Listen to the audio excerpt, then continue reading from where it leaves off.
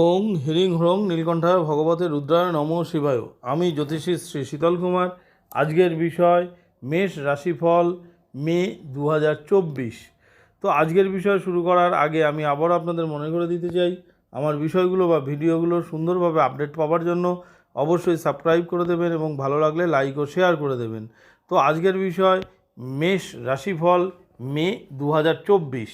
তো আমাদের এই যে রাশিফল, এই টোটাল রাশিফলটাই কিন্তু গোচর ভিত্তিক, অর্থাৎ রাশি ভিত্তিক কিন্তু আলোচনা। বর্তমান সময় কোন গ্রহের পজিশন কেমন তার ওপরে ডিপেন্ড করে কিন্তু আলোচনা।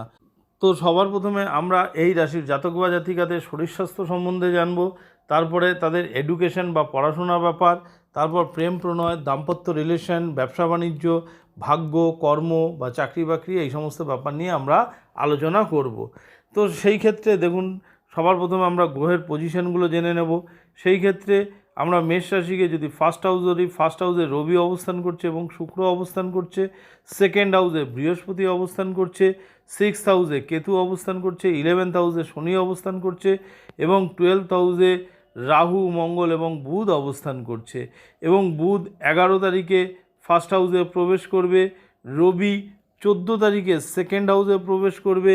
শুক্র 19 তারিখে সেকেন্ড হাউসে প্রবেশ করবে। এই হচ্ছে মে মাসে মেষ রাশির জাতক বা জাতিকাদের গ্রহের পজিশন। তো আমরা তাহলে সবার প্রথমে শরীর স্বাস্থ্য নিয়ে আলোচনা করব। তো সেই ক্ষেত্রে দেখুন, ফার্স্ট হাউসের অধিপতি গ্রহকে, ফার্স্ট হাউসের অধিপতি গ্রহ কিন্তু মঙ্গল। সেই মঙ্গল কোথায় অবস্থান করছে? সেই মঙ্গল কিন্তু 12th হাউসে অবস্থান করছে এবং সারা মাসই কিন্তু সে 12th হাউসে অবস্থান করবে এবং রাহু যুক্ত হয়ে। তার মানে শরীর স্বাস্থ্যের মধ্যে আপনাদের মধ্যে জোশ থাকলেও দেখবেন যে কোথাও একটা, কারণ মেষ রাশির জাতক বা জাতিকাদের কিন্তু শরীর স্বাস্থ্যের ব্যাপারে একটা আলাদা জোশ থাকে, আলাদা এনার্জি থাকে। তো এই ক্ষেত্রে দেখবেন যে একটু এনার্জিটা মনে হবে যেন একটু কম পাচ্ছেন। হ্যাঁ, কোথাও একটা শরীর দুর্বল ভাব লাগছে। হ্যাঁ, তো এই ধরনের ব্যাপার কিন্তু আসতে পারে অনেক সময়। যেহেতু রাহু এবং মঙ্গল যুক্ত হয়ে আছে, তো আমি বলবো অনেক সময় গাড়ি টাড়ি চালান বা রাস্তাঘাটে সতর্কভাবে চলবেন। হ্যাঁ, কারণ রাহু মঙ্গলের অবস্থান কিন্তু একটু প্রবলেম, অনেক সময় চোট আঘাত লাগায়। তো সেই দিকটা একটু অ্যালার্ট থাকবেন। তো যদি অ্যালার্ট থাকেন, তার সঙ্গে আমি প্রতিকার বলে দেবো, সেই প্রতিকারটা অবশ্যই জব করবেন, তাহলে আশা করা যায় অতটা অসুবিধা হবে না। তো এরপরে আমরা এই রাশির জাতক বা জাতিকাদের পড়াশোনা সংক্রান্ত ব্যাপারটা আলোচনা করব। তো পড়াশোনা দেখুন, আমরা ফিফথ হাউস থেকে বিচার করি। যেহেতু ফিফথ হাউসের অধিপতি রবি ফার্স্ট হাউসে অবস্থান করছে, ফার্স্ট হাউস কিন্তু রবির উচ্চ স্থান, অর্থাৎ মেষে কিন্তু রবি উচ্চ। তো যেহেতু উচ্চ স্থানে অবস্থান করছে, অবশ্যই পড়াশোনার দিক থেকে কিন্তু মে মাসে আপনাদের যথেষ্ট ভালো হবে। এবং কোনো এক্সাম যদি থাকে বা কম্পিটিটিভ এক্সাম, সরকারি পরীক্ষার এক্সাম, তো আশা করা যায় ভালোই হবে। এবং সেটা যদি 14 তারিখের আগে হয়, তাহলে কিন্তু সেই আরও বেটার, মে মাসে যে 14 তারিখের আগে হলে আপনার এডুকেশন পারপাস কিন্তু আরও বেটার রেজাল্ট কিন্তু পাবেন। কিন্তু মে মাসের 14 তারিখে সে সেকেন্ড হাউসে প্রবেশ করবে। এবার রবি সেকেন্ড হাউসে প্রবেশ করলে সেটাও ভালো, কিন্তু সেই ভালোর তুলনায় বিফোর 14 কিন্তু বেশি ভালো। তো যাই হোক, ওভারঅল পড়াশোনার দিক থেকে দেখতে গেলে যে মে মাসে মেষ রাশি জাতক জাতিকাদের ভালোই যাবে। তো এরপরে আমরা আলোচনা করব এই রাশি জাতক জাতিকাদের প্রেম প্রণয় সম্পর্ক। সেই ক্ষেত্রেও দেখুন, আমরা প্রেম প্রণয় ফিফথ হাউস থেকে বুঝি। তো ফিফথ হাউসের অধিপতি গ্রহ কে? ফিফথ হাউসের অধিপতি গ্রহ রবি। সেই রবি কিন্তু ফার্স্ট হাউসে উচ্চ হয়ে অবস্থান করছে এবং শুক্র যুক্ত হয়ে অবস্থান করছে। শুক্র কিন্তু সেকেন্ড হাউস এবং সপ্তম হাউসের অধিপতি গ্রহ। তো অবভিয়াসলি আপনাদের যে প্রেম প্রণয় সম্পর্ক, এইখানে একটা রোম্যান্টিকতাও থাকবে, কারণ শুক্র কিন্তু রোম্যান্টিকতা, রোম্যান্স নিয়ে আসে। তবে আপনাদের যারা মেষ রাশির জাতক বা জাতিকারা, তারা কিন্তু নিজেদের কথাবার্তা কিন্তু একটু সংযতভাবে বলতে হবে। কারণ রবি যেহেতু উচ্চ, রবি উচ্চ থাকার অর্থ হচ্ছে রবির তেজ, বিক্রম, অনেক কিছু কিন্তু এসে যাবে। কোথাও একটা কথাবার্তার জন্য কিন্তু একটু প্রবলেম হতে পারে। তাছাড়া ওভারঅল প্রেমের সম্পর্ক কিন্তু খুবই ভালো থাকবে। তো এরপরে আমরা এই রাশির জাতক বা জাতিকাদের বৈবাহিক সম্পর্ক নিয়ে আলোচনা করব। সেই ক্ষেত্রেও দেখুন, সেভেন্থ হাউস, বৈবাহিক সম্পর্ক আমরা সেভেন্থ হাউস থেকে বুঝি। সেভেন্থ হাউসের লর্ডকে, সেভেন্থ হাউসের লর্ড কিন্তু শুক্র। সেই শুক্র ফার্স্ট হাউসে বসে আছে এবং 19 তারিখে কিন্তু সে সেকেন্ড হাউসে নিজস্ব ঘরে যাবে। তো সপ্তমপতি যখন ফার্স্ট হাউসে অবস্থান করে, তখন অবভিয়াসলি সেটা কিন্তু শুভ এবং আপনাদের মধ্যে যারা বিবাহিত তাদের দাম্পত্য রিলেশনের ক্ষেত্রে কিন্তু যথেষ্ট শুভ। আশা করা যায় দাম্পত্য রিলেশন ভালো থাকবে। এবং 19 তারিখে যে যখন সেকেন্ড হাউসে শুক্র নিজের ঘরে যাবে তখন আপনাদের সম্পর্ক কিন্তু আরও বেটার হবে। তো যাই হোক, ওভারঅল দাম্পত্য রিলেশন কিন্তু মে মাসে ভালোই থাকবে। তো এরপরে আমরা এই রাশির জাতক বা জাতিকাদের ভাগ্যের ব্যাপারটা আলোচনা করব।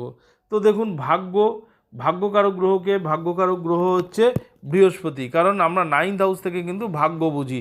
সেই ভাগ্যকারক গ্রহ বৃহস্পতি কিন্তু ধনস্থানে বসে আছে। তো এবং সারা বছর সে কিন্তু মে মাসে থেকে আগামী 2025 সালের 14ই মে পর্যন্ত কিন্তু অবস্থান করবে।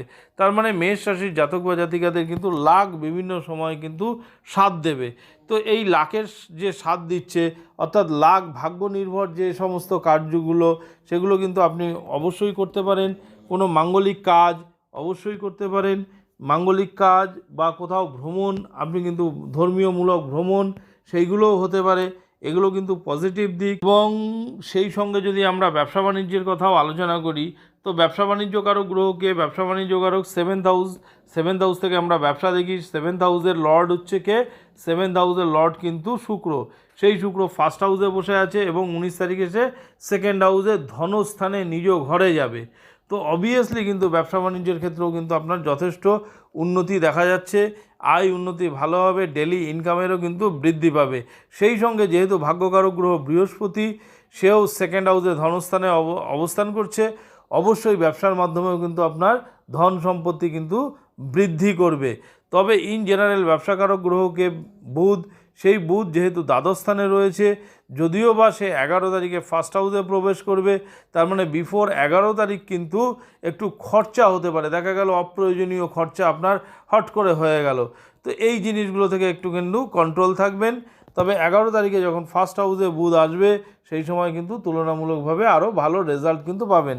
তো ওভারঅল আমরা যদি ব্যবসা বাণিজ্যের দিক থেকে দেখি, তো অবশ্যই ব্যবসা বাণিজ্যের দিকে কিন্তু আপনার আয় উন্নতি আছে, ভাগ্যও সাথ দেবে, ইভেন পার্টনারের সাথেও কিন্তু রিলেশন ভালো থাকবে।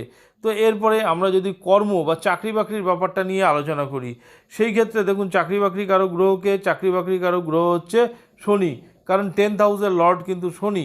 সেই শনি কিন্তু দশমপতি হয়ে একাদশে নিজস্ব ঘরে অবস্থান করছে।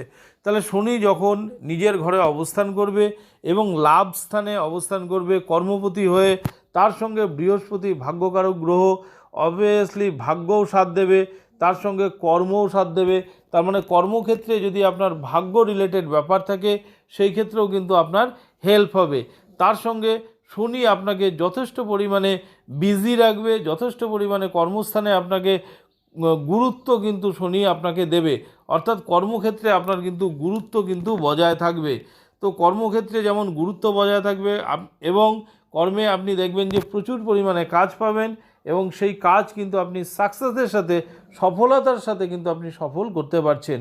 এবং সেই সঙ্গে কর্মক্ষেত্রে আপনি কিন্তু যথেষ্ট আয় উন্নতিও করতে পারবেন, আর্থিক শ্রীবৃদ্ধিও কিন্তু ঘটবে। তবে খালি একটু বলবো যে যেহেতু রাশি অধিপতি মঙ্গল, সেই মঙ্গল দ্বাদশ স্থানে রয়েছে রাহুযুক্ত হয়ে, তো আমি বলবো আপনারা অবভিয়াসলি একটু ধৈর্য ধরবেন, তাড়াহুড়ো করবেন না।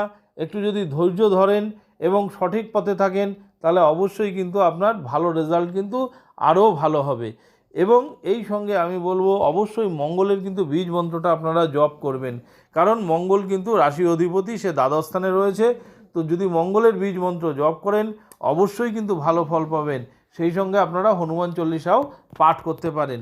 তো যাই হোক, এটা বেসিক্যালি গোচরজনিত ফলাফল। আরও ভালো প্রেডিকশানের জন্য অবশ্যই আমাদের জন্ম সময় দিয়ে যে লগ্ন চার্ট তৈরি করা হয়, সেই চার্টটা ফলো করা দরকার এবং বর্তমান সময় কোন গ্রহের দশা অন্তর্দশা চলছে সেটাও ফলো করা দরকার। এবং এই গোচরজনিত ফলাফল যদি কম্বাইন করি, তাহলে সেই ফলাদেশ আরও ভালো কিন্তু হবে। তো যাই হোক, আমি আগেও বলেছি, আবারও বলছি, আমার বিষয়গুলো বা ভিডিওগুলো সুন্দরভাবে আপডেট পাওয়ার জন্য অবশ্যই সাবস্ক্রাইব করে দেবেন এবং ভালো লাগলে লাইক ও শেয়ার করে দেবেন। আবার আগামী দিনে নতুন ভিডিও নিয়ে আপনাদের সামনে উপস্থিত হব। ধন্যবাদ।